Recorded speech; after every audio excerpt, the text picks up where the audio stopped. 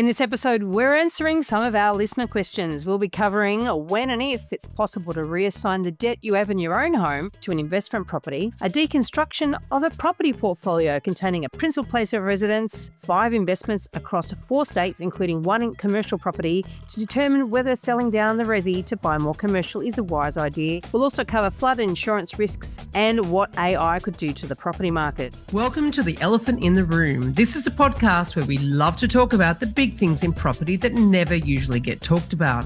I'm Veronica Morgan, real estate agent, buyer's agent and buyer's agent mentor, co-host of Foxtel's Location Australia, author of Auction Ready and co-host of Your First Home Buyer Guide. Hi, I'm Chris Bates, ex-financial planner and mortgage broker, currently ranked number 3 in the annual MPA Top 100 Mortgage Broker Awards. Before we get started, everything we talk about today is not personal advice, and we recommend you engage the services of a licensed and experienced professional. So all of our questions today have got lots of meat in them. The first one is one that came via our website from James. Thank you very much, James, because James actually used the SpeakPipe button where you can record your questions. So over to you, James. Hi, Veronica and Chris. Thanks for continuing to provide so much value through the Elephant Property Podcast. I own an investment property in my name, which has gained about $350,000 in capital growth. It's cash flow neutral on an interest-only loan, currently holding about $200,000 in debt. I plan to continue to hold for the long term, hoping to pay off my PPR debt eventually. Then I have a PPR which has gained about $250,000 in capital and has about $600,000 in debt remaining. My question to you both: can I refinance these loans to shift some of the PPR debt to the investment property loan with the aim to increase the tax-deductible debt instead? Is this possible, and what are the pros and cons that I should be aware of? That's a good question, James, and I think your thinking makes sense. As your properties go up, just shift your equity across to investment properties, and that would work if the ATO looked at it and said, well, whatever debt is secured by investment properties would be deductible. Unfortunately, that's not how the ATO look at what debt is deductible or not. It doesn't matter where that debt sits in terms of what it's secured by. All that matters in the ATO's mind is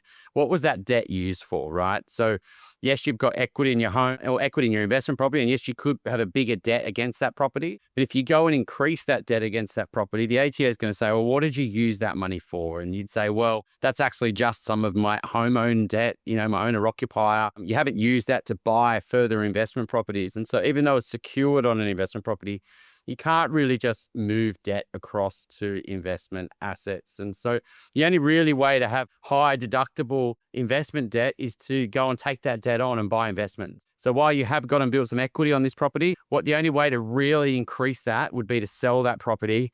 Yes, you pay capital gains tax, probably. Yeah, you're going to pay selling costs. And then you take those proceeds, pay off your home debt, and then you re-borrow the full purchase price plus stamp duty and go and buy another investment property. And that's something called like debt recycling or debt restructuring. But you have to sell the asset. You can't just hold the asset. And so you really need to weigh up whether that's a good decision, because you're going to pay costs to do so, whether it's capital gains tax, whether it's transaction costs to get in and out. And yeah, there might be a cash flow benefit of lower home debt and high non-deductible debt, which can be quite significant if their equity is quite a lot. I mean, I think it's a few $100,000 in this situation. That is kind of a cost of holding that investment property now going forward. There's kind of like an opportunity cost of a better cash flow position that if you restructured your debt. But yeah, you have to really weigh up that decision. Look, if it's a great asset and it's really not the best time to sell it and you really want to hold long term, then you go, well, yeah, maybe I could sell it and get a better after-tax position. But really what I've lost is the opportunity cost of holding that asset. And so hopefully that helps answer your question, James. If we expand the answer a little bit too, Chris, it just does highlight the importance of a borrowing strategy at the outset. So when you start off and you borrow money to buy an investment property, buy your own home, you think it's a good idea to pay down debt, and often people don't sort of think too much about it. Then it sort of dawns on them, hang on, I'm paying tax on this debt. I'm not paying tax, or I'm getting my tax back on that debt. Oh, now I can think about this a bit differently. It's after the horse is bolted. And in my business, and certainly on Home Buyer Academy, where we coach and help first home buyers, we're always saying, talk to a broker who's going to be thinking about the long term and asking you those questions about the long term, about what might happen in the future, what potentially you've got planned, because that way you can structure things and just learn about these pitfalls earlier rather than after the event. And I'm sure too that when we focus so much on the tax deductibility of things, we do tend to take our eye off the big picture. And if we made a really good asset selection, we're going to lose some opportunities to get some tax back, but a good asset will do well because of the magic of compounding over time. And that's a scary thing to let go of, to try to reset and recorrect. So again, it's so important to be thinking about this stuff before you set off on your investment journey, not a couple of years down the track.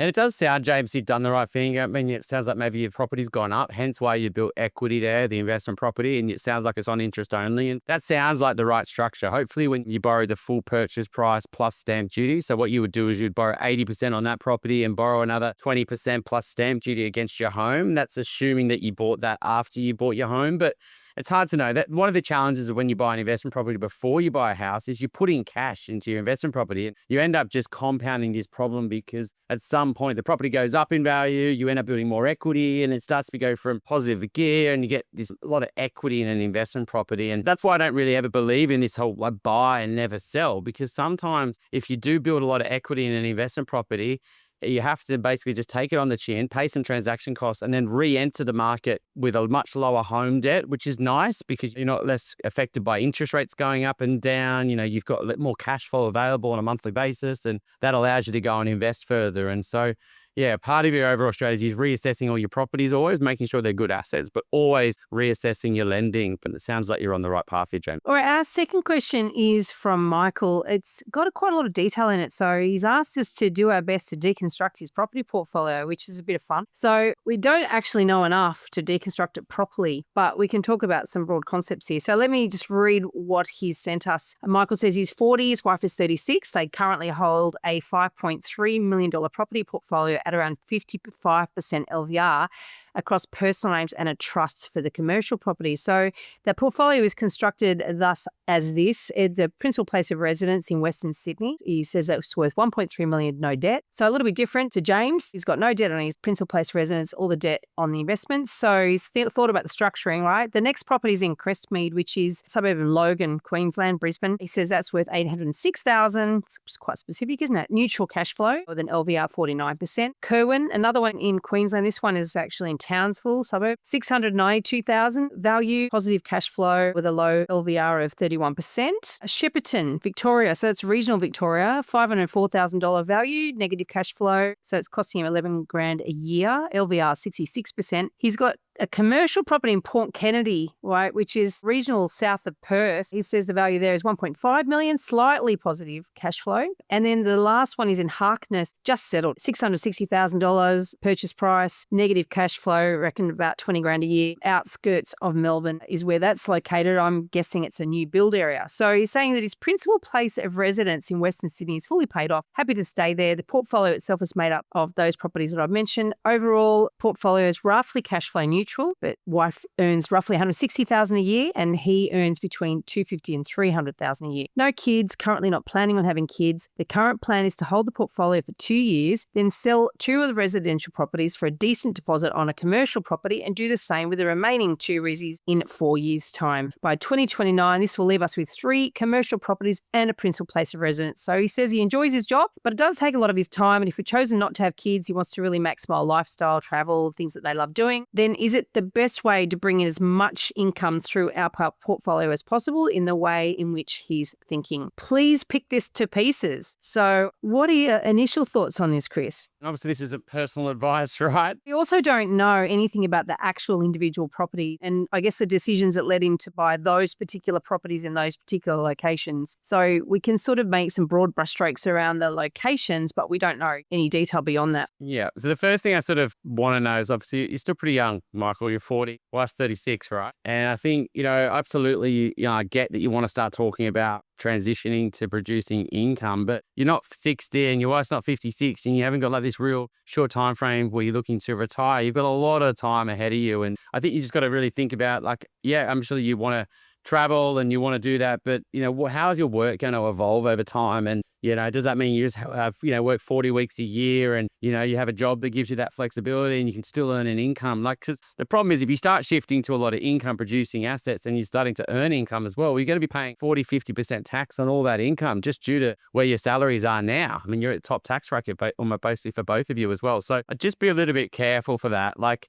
I get that you want to have more freedom, but are you still going to be able to get freedom and still earn an income? And are you just basically going to transition to maybe making a compromise on building a net asset base because you want to have this flexibility of this ideal of supplementing your income, but maybe you need to be focusing on doing that in maybe 10, 20 years time, not now. Maybe you're sort of jumping off the train a little bit too early. The same thing here around your sort of PPOR in Western Sydney. I mean, absolutely, you're happy there, right? And you could say, look, I don't really want to move anywhere else, but there's always an opportunity there. And if you think about what grows for you tax-free is your home. And so while you might say, yeah, we're happy here, is it a strategic decision to potentially go and buy a better asset and, take some of the proceeds in Logan, take some of the proceeds from sort of Townsville, et cetera, or other assets and, yeah, maybe not have a $1.3 million place paid off, but a $2 million place that A, will give you a lifestyle benefit, B, but ultimately is a much more scarce asset. And that, over the next 20 years, if you need a base in Sydney, it can give you that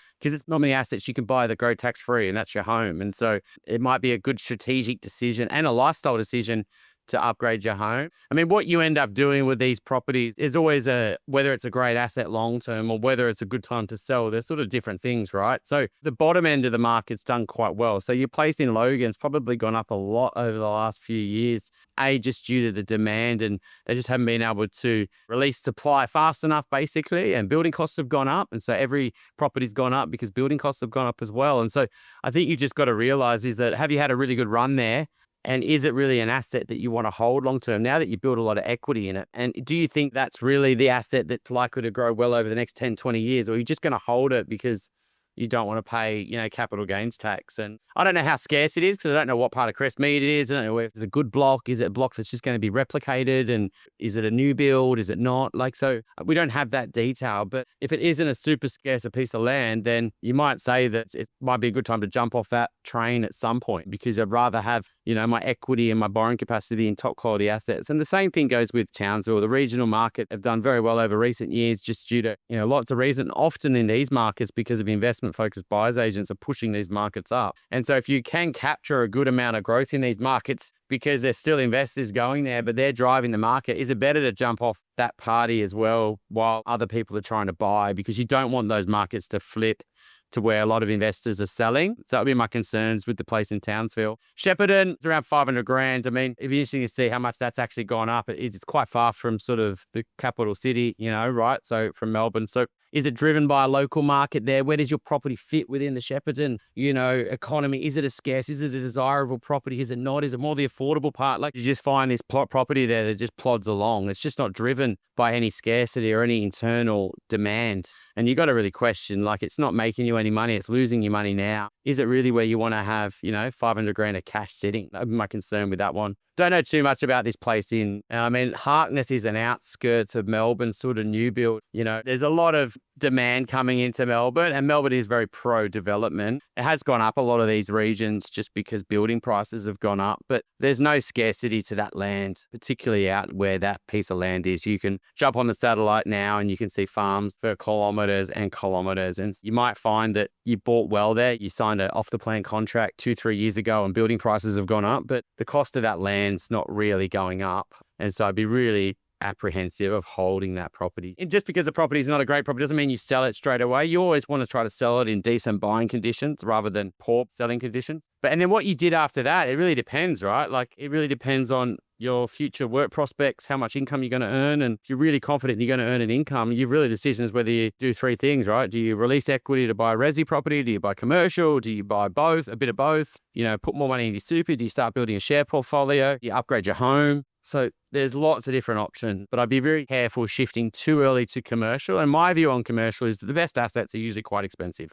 And you'd probably be better off going and getting one really top quality commercial property than trying to play on the bottom end of the commercial market where you're starting to play in the poor retail or small offices. And I feel like a lot of the good commercial returns come a bit higher up the price point. Yeah, you covered a lot of things that sort of I was thinking too there, Chris, and it's a big surprise there, I guess. But you do talk more about, I guess, the principal place of residence than I necessarily talk about, interestingly enough. But what I would say, the things that really stood out for me was that I sort of looked at those areas that you've been investing in and the price points. And my instinct is that you're not buying A-grade assets in those locations. So I'm not sure about the locations being that great. And then within those locations at those price points, I'm thinking they can't be great assets if that's what they're worth today. And then I look at the commercial, don't know anything about it, don't know what type of commercial it is. Could be industrial, could be retail, could be office, who knows. But I look at the amount of money that you say that is worth now. And I think that's not a particularly high value commercial property. It might be in that location,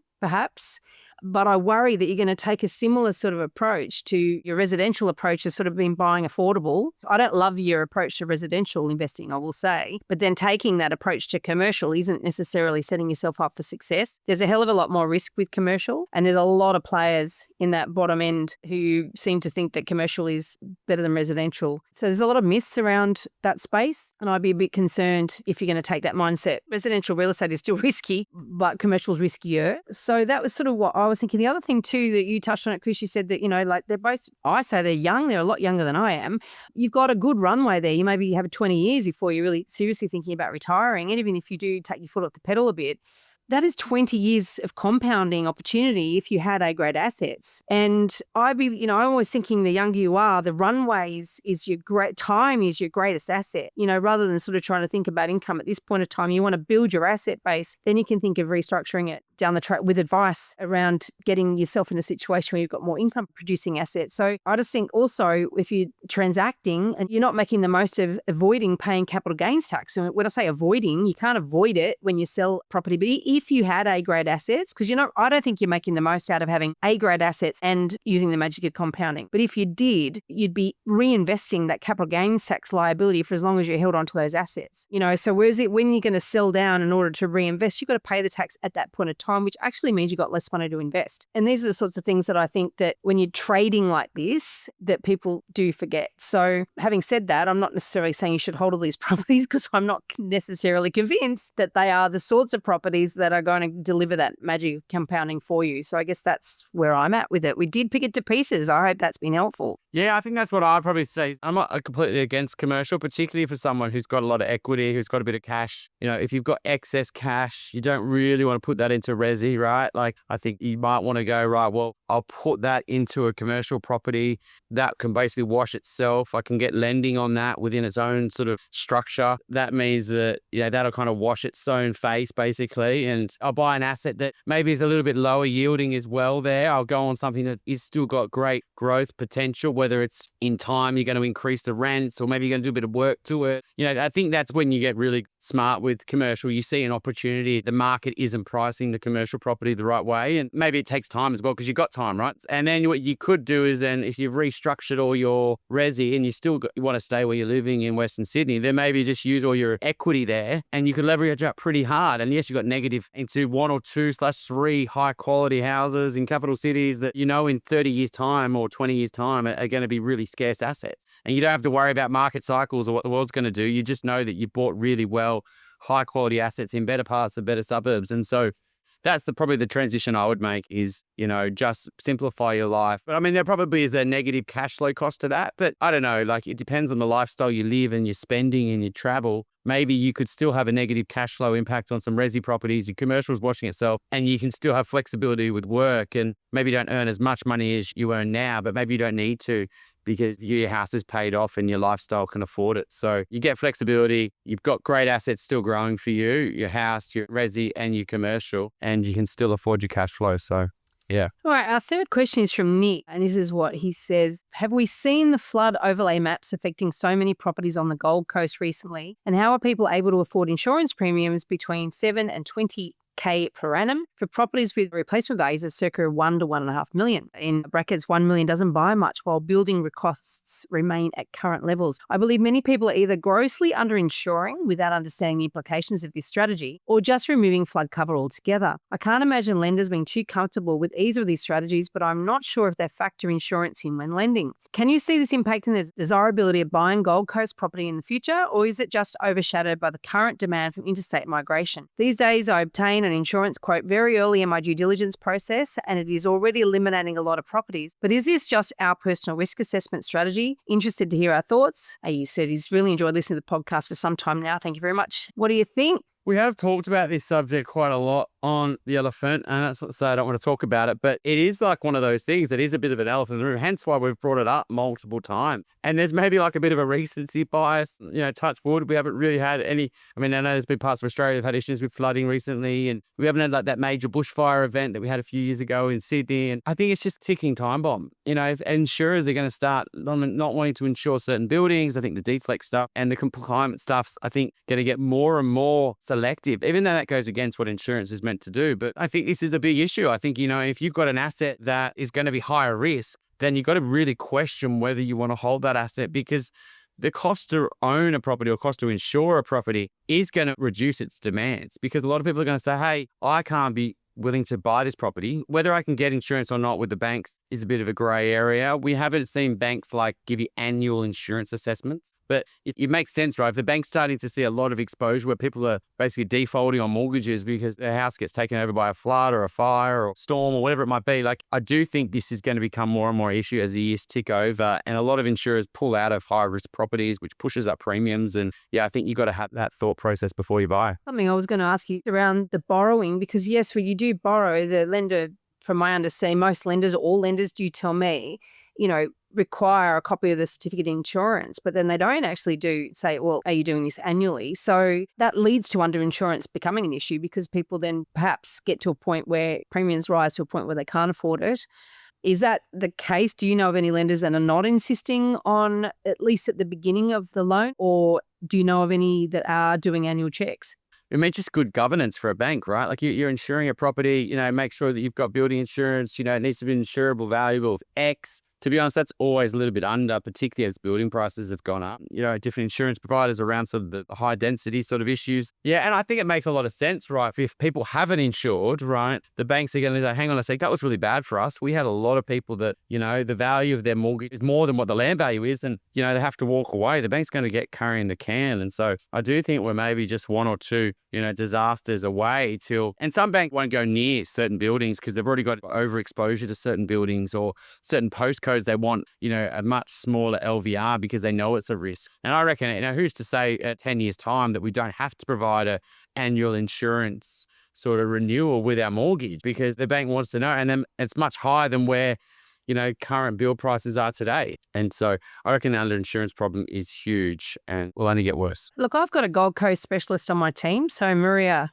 who works for me, has worked for me for many, many years. She's been on the Gold Coast now for, I think, about 12 or 13 years and obviously knows the area very well. And I guess what this highlights for my question, it's a Gold Coast question, but there are broader implications, really, because I asked her for her thoughts on this as well, because it really highlights why local knowledge is so important when you're buying property. And some of the observations from her, she's saying that, while the Gold Coast does have flooding, and some flood zones, right, that usually the water disperses quickly and is annoying more than damaging. So the way water behaves is different in different areas, right? She's basically saying that the Brisbane or Northern Rivers, Lismore, for example, they have absolutely devastating floods, but the Gold Coast hasn't had that type of flooding. And basically they said they did have heavy flooding and rain February, March 2022, which led to flash flooding with major levels of impacting private residences and businesses. But again, not all of the Gold Coast. And I think she said before the last major flood, she's saying, I think it was back in the 70s, right? So the way that water behaves in the Gold Coast is very, very different to how it does in neighbouring Brisbane and Lismore. They had, over the last 2 years, she said they've had a tornado and a downgraded cyclone, which is earlier this year that we knew about, but neither of those things really would normally happen there. But as,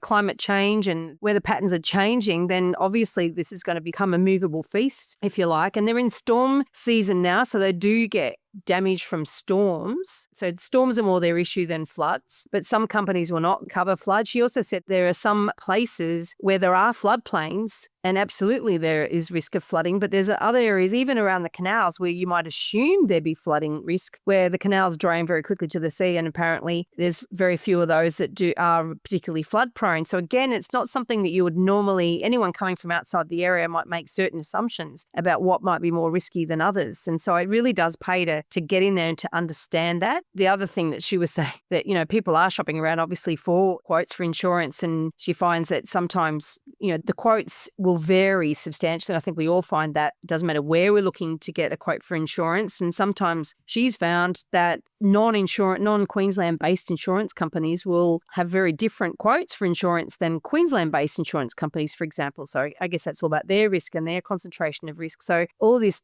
does bear for some serious investigation. But I did think that was quite fascinating, that there's some areas that are really prone to flooding and would be avoidable, really should be avoidable, but the presumption of where may flood might be completely different to where it actually does flood. And I think that's something that's really typical of many areas, and something that Megan Wells often says about Brisbane is that everyone focuses on the rising waters, but you've got overland flow as an issue in Brisbane. So everywhere's got its unique characteristics that you need to be aware of. So I thought that was just to bring in a bit of Gold Coast on the ground intel would sort of help with this particular question. All right. Now, Nick also sent part 2 of his question, which I thought was a bit interesting. It's a bit of a tangent, right? He did refer, after he sent that question through, he said, oh, yeah, I can see that you've actually tackled this in a few episodes. So I will mention episode 374, which was earlier this year, I think, or was it last year now? So that's probably one of our most recent episodes on this topic. So if you want to learn more, go and listen to that. So this is the second part, or second question from Nick. He said, aside from his immediate issue locally of finding a suitable property with minimal climate-related risks, on a more macro scale, I do wonder what the future landscape will look like when many traditional white-collar jobs are being replaced by AI. I'm hearing more stories of AI coming up with sound and efficient solutions answers in the accounting field, for example, but I believe that this could extend readily to many other areas of finance and law, and perhaps to the property space too. I know the counter-argument to this potential issue is the increase in new tech-related jobs to drive AI, but I just can't see the redundancies balancing the new opportunities as companies strive to increase their efficiency and subsequent margins. Without being able to quantify the numbers, and we're not going to even try, I think there are quite possibly a lot of fairly hefty mortgages being held by existing white-collar workers. So what could the effect be on property prices when the redundancies do start to become more noticeable? I'm sure there will be some interesting boardroom meetings taking place with the banks and other lenders regarding some future-proofing provisions, or maybe they're just kicking the can down the road for the next generations to contend with.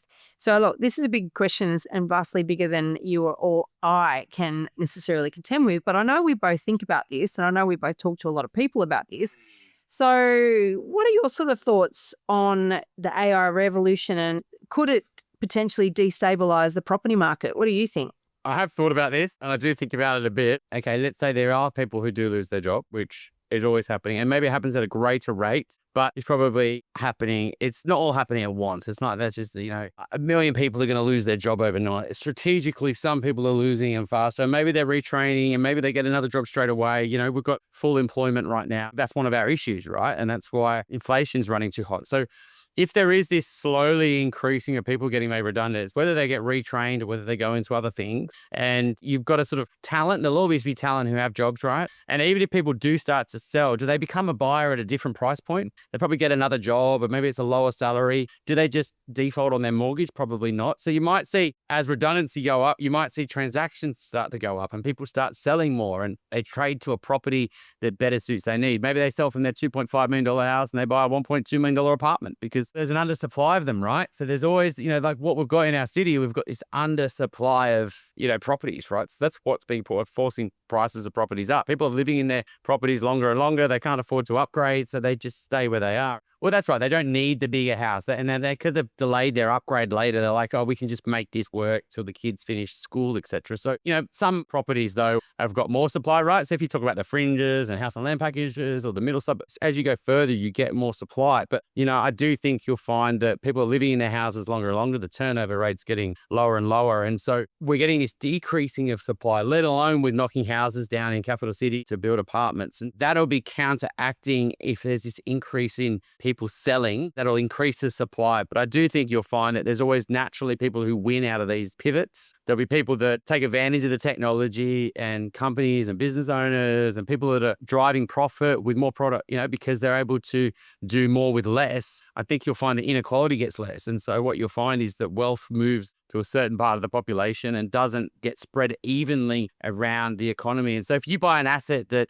is already really scarce, it's likely to still stay scarce because people are going to live in their properties longer and longer. And I do think you'll find that there's still enough buyers that are wanting those properties that are doing well in this new world. And they're the people usually buying property anyway. There's, not everyone in the market right now is buying. It's 5% of the market that are transacting right now. They're the buyer. Often the people that are doing well financially right now. It's the current people getting pay rises that are doing well with work and confident around their future. And no matter what the world is in the future, there's still going to be a bunch of people looking to make life decisions and buy properties for them and their families. And whether they're buying to live in or whether they're buying investment. And I don't think the damn man problem is. It's just that some people are going to probably find it hard to service mortgages. And then when they do find it hard to service mortgages, they're going to sell. And I think, unfortunately, AI will make inequality a lot worse. That's my biggest fear with it all, is you'll find companies will make more profit per person, and that'll go to the owners of those companies or the execs of those companies. The counter argument to that is that lots of job losses, an erosion of the middle class. We've talked about this in the podcast before, actually. There's going to be less people to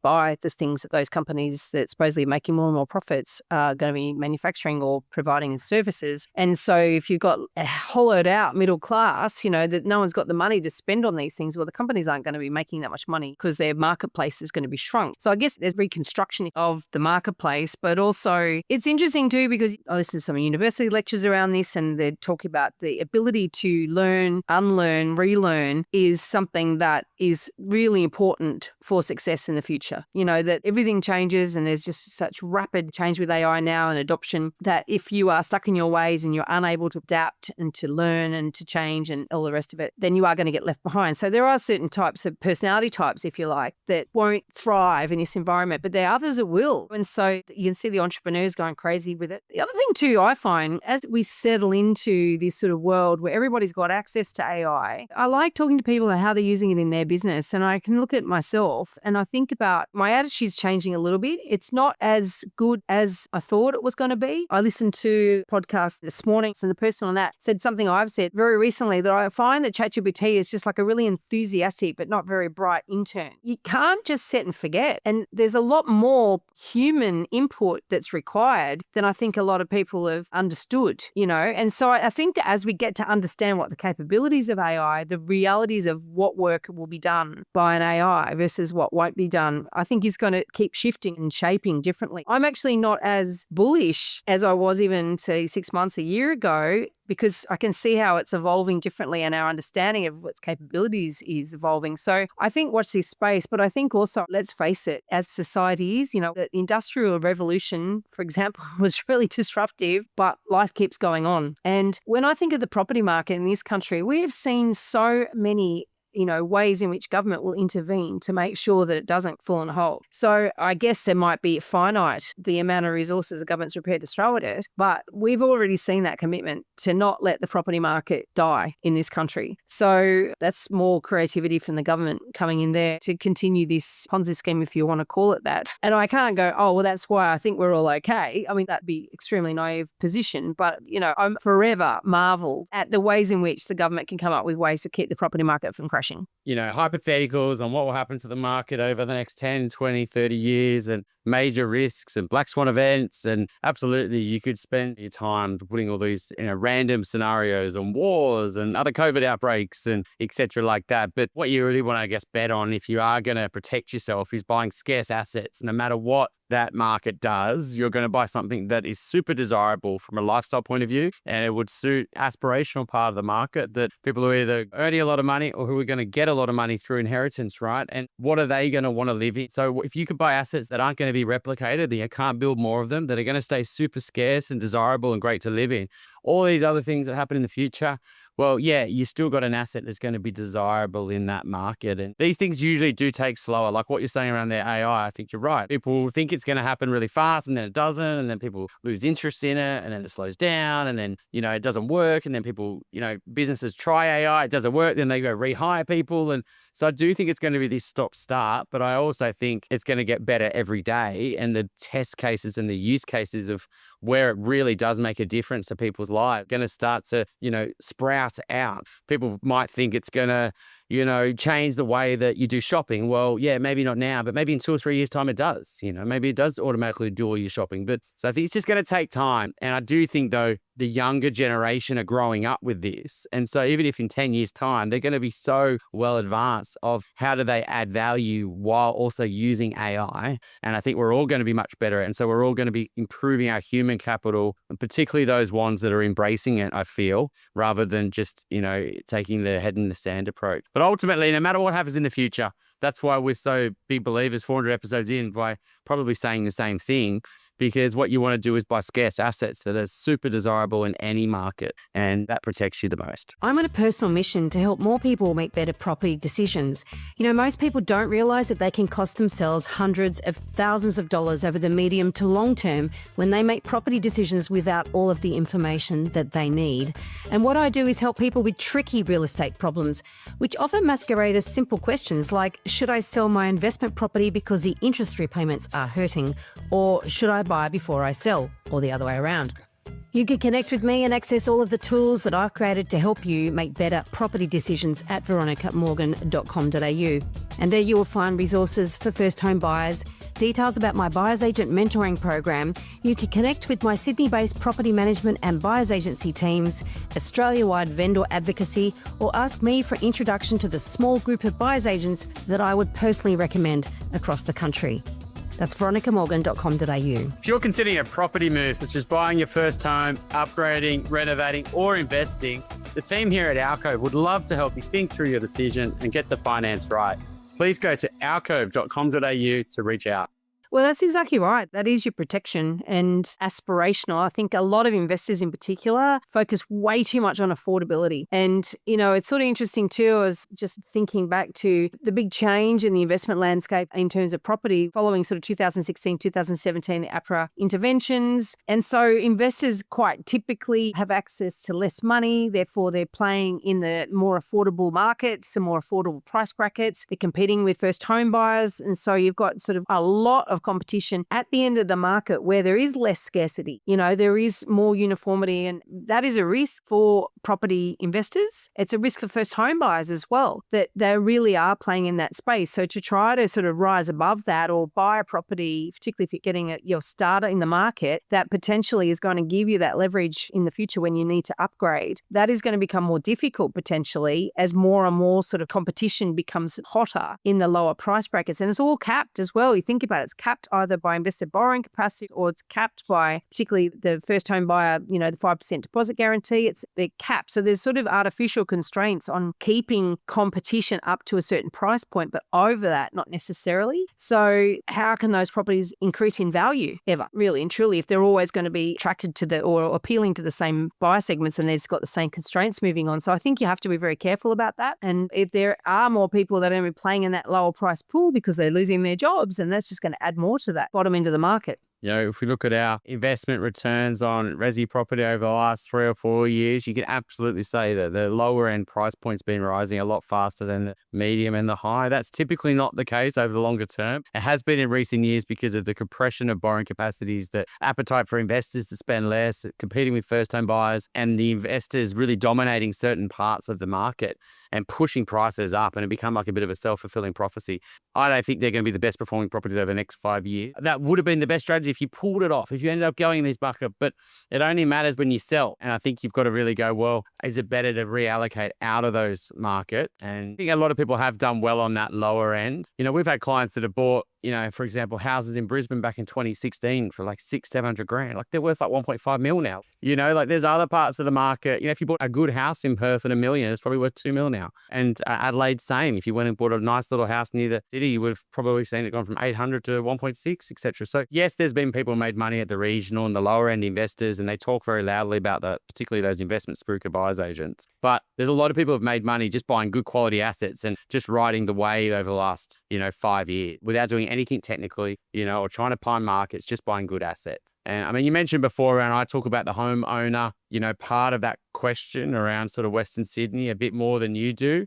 Personally, that's because I think, in this world where you do see there's a lower growth world and unemployment does maybe go up, which is kind of what he's talking about with AI here, I think you'll find that interest rates will come back down. And when interest rates come back down, that encourages people to buy houses and to upgrade their home, to renovate their home. And I do think you'll find that people will naturally move to an owner-occupier boom like COVID did. And I think you'll find that, particularly the better parts and the better houses and things that people, and that's also leads into a rental crisis. Like it's just really, the veil's been lifted on a rental crisis the last years. Just renting for the next 10, 15 years isn't exciting for any family. And so if they could potentially upgrade into a house they could live in long term, I think a lot of people will do that as rates fall. And maybe it's best to just never forget that the opportunity of growing a house tax free. All right, so there's been some interesting questions thrown at us this week. I hope you enjoyed just that sort of a bit of a thought bubble experiment really on the end of that with AI. I find it, the other thing when you look at AI is the way in which we interviewed Luke Metcalf last week, and we did talk about people using AI to help them in their property decisions. I saw Mike Mortlock also did a webinar or something on this topic the other week, and he was pointing out some of the shocking property advice that comes from ChatGPT. And really, you do need to have a human with some property understanding and some local understanding to be able to determine whether or not that advice coming via ChatGPT is reliable or not. But I think in AI, just sort of not so much on the topic of job losses, but more thinking about how people are using it in their day-to-day decision making and whether or not we're really giving it a little bit too much of an ear. We're really trusting it too much. It sounds very convincing. And I know it tells us when it thinks we have good ideas, it makes us really feel very clever. But I've seen some pretty shocking advice that's come through asking ChatGPT for property decisions. And I've got to realize that it doesn't know property. Yeah, I mean, I've been using it so much personally, and we're launching a YouTube channel in the next few months, and this isn't a promotion for that, but why it's really powerful for us is, we can basically categorize every single elephant episode we've ever done, so that's 400 plus episodes, all the Australian property podcasts, guests on others. We can transcribe them, we can read. So imagine all the learnings within that on top of all the content I've ever produced. So it's like, what's Chris's view? And collating all that is something that would just be impossible for an individual to do. But doing that through ChatGPT and actually building out and writing that is actually really powerful. So I think it's about using the AI. Actually, what it's good for is the skill. I wouldn't say we're experts in it, but it's able to do a lot more than, say, a human could do by themselves. Absolutely. And for me, because I come up with so many ideas, it's actually helps me remove my own bottleneck. So I come up with an idea and then it stops because I haven't got time to progress that idea. So it does actually help me progress and move through those points. All right. Absolutely. Great chat. Thanks, Chris. We'll talk soon. Good other episode. See ya. If you have a question that you'd like us to answer in an upcoming Q&A episode, you can send us a voicemail or written question via the website, theelephantintheroom.com.au, or you can email us directly at questions@theelephantintheroom.com.au. If you like what you're hearing, please share this episode with others you feel would benefit. And while you're at it, why not leave us an iTunes review? 5 stars would be great. I know that sounds a bit cringy, but we have it on good authority that every review helps make it easier for other people to find out about us and hear what our amazing guests have to say.